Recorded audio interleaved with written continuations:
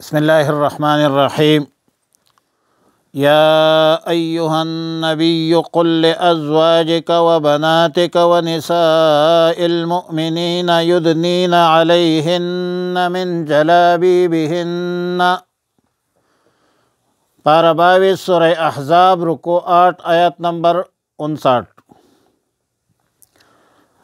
آیت مذکورہ آزاد عورتوں کے پردے کے حوالے سے نازل ہے کہ یدنین علیہن من جلابیبہن۔ یدنین ادنا سے مشتق ہے جس کا معنی ہے قریب کرنا، دنا یدنو، ولم یبقى سوى العدوان دنهم کما دانو۔ اور علیہن کا معنی ہے اپنے اوپر، اور جلابیبہن جلباب کی جمع ہے جلابیب، جو ایک خاص قسم کی لمبی چادر ہوتی ہے۔ اس چادر کے ہیئت کے بارے میں سیدنا عبداللہ بن مسعود رضی اللہ تعالی عنہ کا قول ہے کہ یہ وہ چادر ہے جو دوپٹہ کے اوپر اوڑھی جاتی ہے۔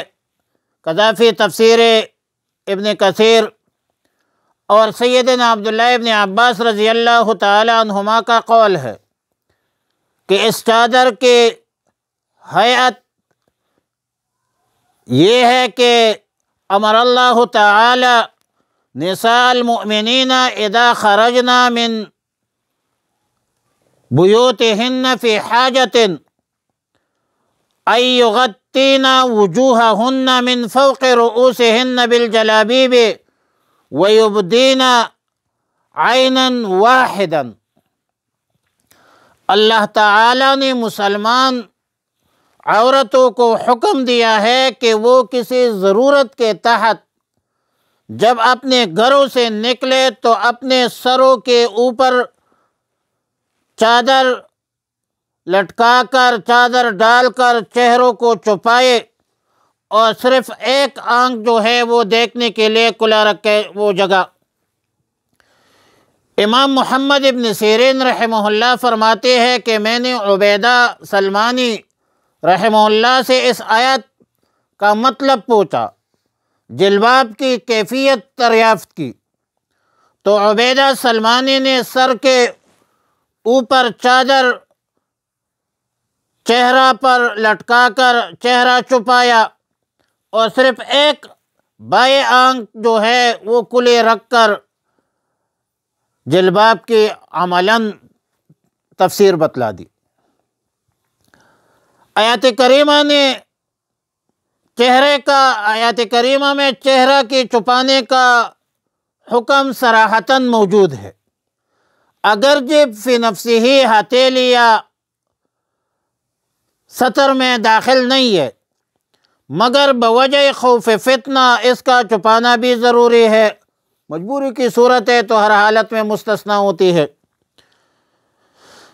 آیات مذکورہ میں آزاد عورتوں کو ایک خاص قسم کے پردے کی ہدایت فرمائی ہے تاکہ غلام کنیزوں سے اس کا امتیاز ہو، اور یہ شریر خبیث لوگوں سے کہ فتنے سے بچنے کے اساس پر ہے۔ لیکن اس کا مطلب یہ نہیں ہے کہ اسلام نے عصمت و عفت کی حفاظت میں حرائر آزاد عورتوں اور کنیزوں کے درمیان کوئی فرق کر دیا ہے، ایسا نہیں ہے۔ حقیقت یہ ہے کہ یہ فرق جو اوباش قسم کے شریر لوگ ہیں یہ انہوں نے کر دیا ہے کہ حرائر جو ہوتے ہیں، آزاد عورتیں ہوتی ہیں، اس پر دست اندازی کی تو جرأت کر نہیں سکتے۔ ان کے اندر، ان بزدلوں کے اندر، بے حیا بے غیرت لوگوں کے اندر یہ جرأت نہیں ہوتی تھی، مگر کنیزوں کو چڑھتے تھے۔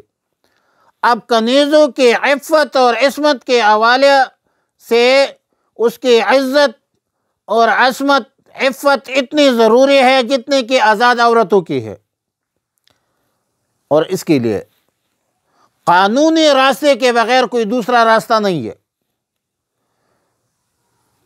اس لیے اگلی آیت میں اس کا قانون بتلایا کہ ایسے خبیث اور شریر لوگ اپنے حرکتوں سے اگر باز نہیں آتے تو ان کو سخت سزا دیا جائے، جن کے خباثتوں سے شرارتوں سے مسلمان عورتیں محفوظ نہیں ہے، بدترین منافقت ہے، مسلمانوں کی دل آزاری ہے۔ لہذا دین اسلام نے جس طرح حرائر کے عفت عصمت کی حفاظت کی، اسی طرح بالکل کنیزوں کی بھی عفت و عصمت کی حفاظت کی، اور عورت عورت ہوتی ہے، عورت کی ایک عزت ہے، حرمت ہے، وقار ہے، عورت ماں ہے، بیٹی ہے، بہو ہے، آزاد ہے، غلام ہے، ابھی تو غلام ہے نہیں، لیکن عورتوں کی عصمت اور عفت اور عظمت جو ہے وہ لازمی ہے۔ اگر کوئی اس کو غلط نظر سے دیکھتا ہے، غلط طریقے سے، ظاہر ہے چڑھتا بھی غلط طریقے سے ہے، تو اس کے لیے باقاعدہ حد ہے، سزا ہے، سخت سزا ہے۔ تو ایسے بدبخت منافقین کو اللہ تعالیٰ نے لعنتی بھی قرار دیا ہے، کیونکہ دین اسلام جو ہے وہ امن کا مذہب ہے، اسلام جو ہے سلامتی کا مذہب ہے، عزت کا مذہب ہے، وقار کا دین ہے۔ اور رحمان بابا تو کہتے ہیں کہ کسی کے دل آزاری نہ کرو۔ دا کعبہ دا خلیل دا کعبے لویا، دا کعبہ دا خلیل دا کعبے لویا کہ آباد کری سوک ویران حرم دزڑو۔ فرمایا یا ایوہ النبیو، اے اللہ کے نبی، قل کہہ دیجئے لازواجکا، اپنی بیویوں سے، و بناتکا، اپنی بیٹیوں سے، ونساء المؤمنین، اور مومنوں کے عورتوں سے، یدنینا کے قریب کرے، لٹکایا کرے، علیہن اپنے اوپر، من جلابیبہن اپنی چادریں، ذالک ادنا یہ بات زیادہ قریب ہے، ایعرفنا کہ وہ پہچانی جائے، فلا یؤذینا تو انہیں تکلیف نہ دی جائے، وکان اللہ اور ہے اللہ رب العالمین غفوراً بخشنے والا، رحیماً مہربان ذات۔ وصلی اللہ علی النبی الامی الکریم وعلی آلہ وصحبہ اجمعین۔